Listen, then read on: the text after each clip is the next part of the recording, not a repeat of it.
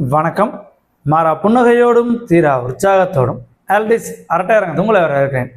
இன்றைக்கி வீடியோவில் நான் அறிமுகப்படுத்த போகிற ஒரு புத்தகம் ஒரு விறுவிறுப்பான துப்பறியும் நாவல். துப்பறியும் நாவல்னு சொல்ல முடியாது, த்ரில்லர் நாவல் அப்படின்னு சொல்லலாம். ஜேம்ஸ் ஹேட்லி சேஸ் அவர்கள் எழுதிய தமிழ் மொழிபெயர்ப்போட பேர் ஆறாம் அறிவு. கண்ணதாசன் பதிப்பகம் வெளியிட்டிருக்காங்க. ஒரிஜினலான பேர் அப்படிங்கிறது பார்த்தோன்னா like a whole in the head. அது நெத்தி பொட்டில் ஒரு சுடு, பட்டார்னு ஒரு சுடு முடிஞ்சு. So like A whole in the head, ஆறாம் அறிவு. ஸோ அந்த ஆறாம் அறிவு அப்படிங்கிற டைட்டில் அவ்வளோவா மேட்ச் ஆகலை. Like A whole in the head, நெத்தி பொட்டில் சுடுங்கிறது தான் கரெக்டாக ஃபிட் ஆகக்கூடிய ஒரு டைட்டில் அப்படின்னு சொல்லலாம். பட் மொழிபெயர்ப்புலாம் நல்லா இருக்குது. டைட்டில் மட்டும்தான் அந்த மொழிபெயர்ப்பு செட் ஆகலன்னு சொல்லுவேன். சரி, இப்போ இந்த கதையை பற்றி பார்த்தோன்னா, ஜேம்ஸ் ஹேட்லி சேஸ் முதல்ல நம்ம தமிழ் திரையுலகத்திற்கு முக்கியமான ஒரு நபர். ஏன்னா அவருடைய ஒரு நாவல் அப்படியே படமாக்கப்பட்டிருக்கு. காப்பிரைட்ஸ்லாம் கரெக்டாக கொடுத்தாங்களா இல்லைன்னு தெரியல. அதை பற்றி அப்புறம் பேசுவேன். ஏன்னா அந்த படத்தோட டைட்டில் எல்லாமே நம்ம சேனலில் முன்னாடி வீடியோக்களில் சொல்லியிருக்கேன். இப்போ இந்த கதை பார்த்தீங்கன்னா இதோட மையப்புள்ளி ஸ்டோரி லைனுக்கும் அந்த கதையோட ஸ்டோரி லைனுக்குமே ஒரு ஒற்றுமையெல்லாம் இருக்குது. இப்போ இந்த கதையை பொறுத்தவரையும் பார்த்தோன்னா ஒரு நல்ல ஒரு துப்பறியும் நாவல் கிடையாது, பரபரப்பான த்ரில்லர் அப்படின்னு சொல்லலாம். ஏன்னா பென்சன் அப்படிங்கிறவர் வந்து மிலிட்ரி அதிகாரி, ஆர்மி ஆஃபீஸரு, ரிட்டையர் ஆகிட்டாப்புல. 10 வருஷம் 13 வருஷம் ஆர்மியில் வேலை பார்த்தவர் அப்படின்னாலும் துப்பாக்கி சுடுறதுல பெரிய ஆள். ஸோ சுடுறதுல ட்ரைனிங் கொடுக்குறதுல முக்கியமான ஆள். வியட்நாம் காடுகளில் போயிட்டு பல்வேறு கொலைகளை பண்ணுறதுக்காரு இராணுவத்திற்காக. அது இந்த அசசன் பண்ணுவாங்கள்ல, ஸோ டார்கெட்டு கொடுத்தா போய் சுட்டுட்டு வர்றது, அப்படிப்பட்ட ஆள் அவர். ஸோ அவர் வந்து இப்போ ரிட்டையர்மெண்ட் லைஃப்பில் இருக்கார் அமைதியாக. அவர் ஒரு ஒரு பொண்ணை கல்யாணம் பண்ணிட்டு ஒய்ஃபு 2 பேரும் ஒரு இந்த ஸ்கூல் எடுத்துக்கிட்டாங்க. ஏன்னா துப்பாக்கி சுடும் பள்ளி. ஏன்னா வந்துட்டு ரிட்டையர்மெண்ட் லைஃப் எப்படி போகிறது, நம்ம அவங்களுடைய வருமானத்திற்காக அப்படிங்கிறப்ப அவர் இளைஞர் தான். ரிட்டையர்மெண்ட்னா அவர் வந்து ஆர்மியில் ஒரு 15 வருஷம் எவ்வளோ வந்துட்டார், ஒரு 35-40 வயசுக்குள்ள சொல்லலாம். ஸோ வந்து அவருடைய வாழ்க்கை எப்படி ஓட்டுறப்ப ஒரு துப்பாக்கி சுடும் பள்ளி சேல்ஸுக்கு வருது. அதை வாங்கிக்கிறார். ஏன்னா இதுக்கு முன்னாடி நடத்திக்கிறதவர் நடத்த முடியல அப்படின்னு சொல்கிறாரு. இவர் உடனே நம்ம ஒரு மிலிட்ரி மேன், துப்பாக்கி சுடல் எக்ஸ்பர்ட்டு, நம்ம வாங்கியிருந்தோம் நல்லா இருக்கும் அப்படின்னு வாங்குறாரு. ஒன்றும் வருமானம் எதிர்பார்த்த அளவுக்கு இல்லை, நார்மலாக போயிட்டுருக்கு. அப்போ ஒரு நாள் ஒரு பெரிய பணக்காரர் வர்றாரு. வந்துட்டு நீங்கள் நல்லா சுடுவிலா அப்படி இப்படின்னு கேள்வியெல்லாம் கேட்டு என்கொயரி பண்ணுறாரு. இவர் கொண்டே ஆகா பெரிய பார்ட்டியாக மாட்டினேடா அப்படின்னு சொல்லி நல்லா எக்ஸ்பிளைன் பண்ணுறாரு. சுட்டெல்லாம் காமிக்கிறாரு. எல்லாம் பண்ணணும். அந்த பணக்காரர் சொல்கிறாரு, சரி ஓகே, நீங்கள் வந்து என் பையனுக்கு தான் கோச்சிங் கொடுக்கணும், எனக்கு இல்லை என் பையனுக்கு கோச்சிங் கொடுக்கணும்னு சொல்லிட்டு பையனை காட்டுறாரு. சரி ஃபஸ்ட்டு ஏற்றுக்கிறாரு. நம்ம சரி கோச்சிங் கொடுக்க போகிறோம், நல்லா சுட போகிறோம். உடனே அந்த பணக்காரன் எடுத்து ட்விஸ்ட் வைக்கிறாப்புல. அந்த பணக்காரரோட பேர் பார்த்தோன்னா அகஸ்டோ சவண்டோ. அவங்க பையனோட பேர் பார்த்தோன்னா டிமோட்டா சவண்டோ. ஏன்னா பேர்கள்லாம் நீங்கள் வரிசையாக படிக்கும்போது புது புது பேர் கொஞ்சம் அறிமுகமாகும். அதெல்லாம் குழப்பிக்க தேவையில்லை, கதையோட மைய ஓட்டம் இருந்தால் போதும். ஸோ உடனே பென்சன் உடனே சரி கோச்சிங் கொடுப்பான், நல்லா பெரிய பார்ட்டின்றாப்புல.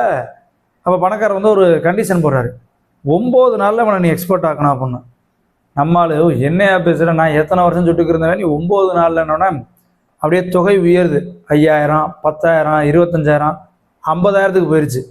உடனே அவர் ஆல்ரெடி ஸ்கூல் ஒன்றும் ஓட்டம் இல்லாமல் இருக்குது, எப்போ நடத்துறது இருந்தாப்புல நம்ம மிலிட்ரி ஆஃபீஸரு.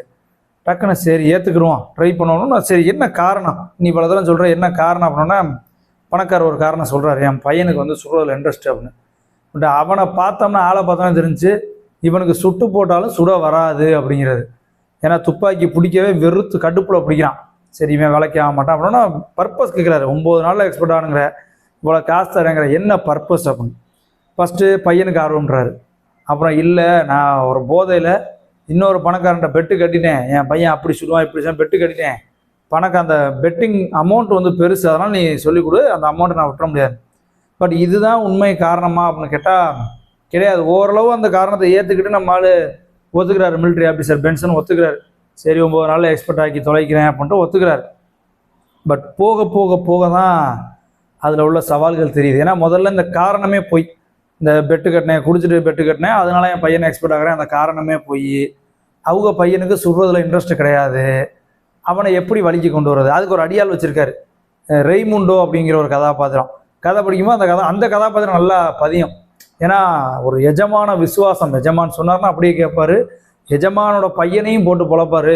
ஷூட்டிங் வாடா கற்றுக்க, அவர் சொல்லிக் கொடுக்குறாருல ஒழுங்காக கற்றுக்க அப்படிங்கிற மாதிரி கண்ட்ரோல் பண்ணுறதுக்குன்னே வச்சுருக்காங்க. ஸோ ரெய்முண்டோ கதாபாத்திரம் கதையை படித்த முடியாது பளிச்சுன்னு ஞாபகம் இருக்கும். ஸோ அப்படி பல்வேறு சிரமங்களை சந்திக்கிறார் நம்ம இராணுவ அதிகாரி. ஏன் சுட சொல்லி கொடுக்கணும், என்ன உண்மையான காரணம், யார் இந்த கூட்டம் அப்படிங்கிறதெல்லாம் கதை படிக்க படிக்க படிக்க நமக்கு விறுவிறுப்பாக இருக்கும். கண்டிப்பாக கிளைமேக்ஸ் அப்படிங்கிறது ஒரு எதிர்பாராத விதத்தில் தான் இருக்கும் அப்படின்னு சொல்லலாம்.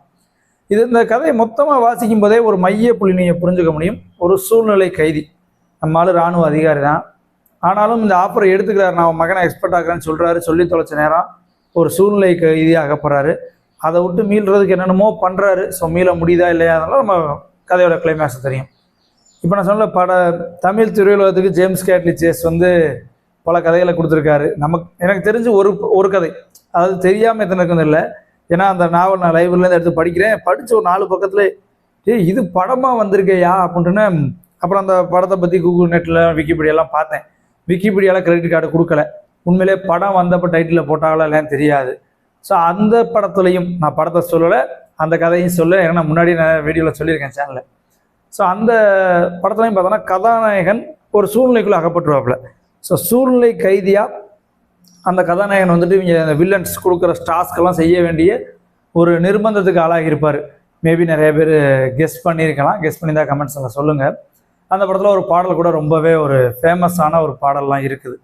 ஸோ அப்படி ஒரு சூழ்நிலை கைதி, இந்த கதையிலையும் பார்த்தோன்னா நம்ம மிலிட்ரி ஆஃபீஸர் ஒரு சூழ்நிலை கைதி, அந்த படம் அது இன்னொரு புக்கு. அந்த புக்லையும் பார்த்தோன்னா கதாநாயகன் ஒரு சூழ்நிலை கைதி, வில்லன்கள் ஆட்டு வச்சதுக்கெல்லாம் ஆடக்கூடிய ஒரு சூழ்நிலை, அதுலேருந்து அவங்க எப்படி வெளியில் வர முடியுதா முடியலையா அப்படிங்கிறலாம் கதை. ஸோ இப்படியாப்பட்ட கதை இப்போ இவருடைய அடுத்தடுத்த கதைகள் வாட்சி பார்க்கன்றீங்கன்னா இதே மாதிரி கதைக்களத்தில் தான் எல்லாமே போதா. ஏன்னா துப்பறியும் நாவல் கிடையாது, சூழ்நிலை கைதிகளாக மாட்டிக்கிறாங்க கதாநாயகர்கள். அவர்கள் என்ன ஆகிறது அப்படிங்கிறது மொழிபெயர்ப்பு ரொம்பவே எளிமையாக தான் இருக்கும், ஒன்றும் எதுவும் சிக்கல்லாம் கிடையாது. சுதாங்கன் அப்படிங்கிறவர் மொழிபெயர்த்திருக்காரு, கண்ணாசன் பதிப்பம் வெளியிட்டிருக்காங்க. நான் கூட ரொம்ப நாள் கழித்து எடுக்கிறேன் ஜேம்ஸ் கேட்லி சேஸ், வாசிக்க கொஞ்சம் கஷ்டமாக இருக்கும்னு நினச்சேன்.